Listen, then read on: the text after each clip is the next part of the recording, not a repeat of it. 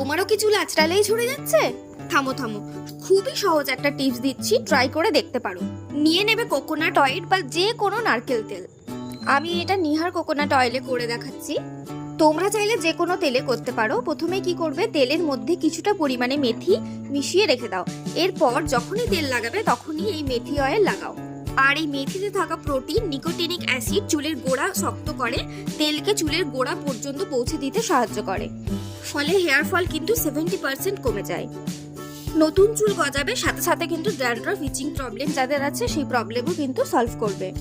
চুল মোটা ঘন তো হবে, এবং সবথেকে ইম্পর্টেন্ট, মেথিতে থাকা ভিটামিন বি কমপ্লেক্স মেলানিন ধরে রাখে, ফলে সাদা চুল আসতে দেরি হবে। এবারে কিভাবে লাগাবে দেখায়। রাত্রেবেলা শুধু চুলের গোড়ায় আঙ্গুল দিয়ে 5 মিনিট ম্যাসাজ করো, আর সকালবেলা শ্যাম্পু করে নাও।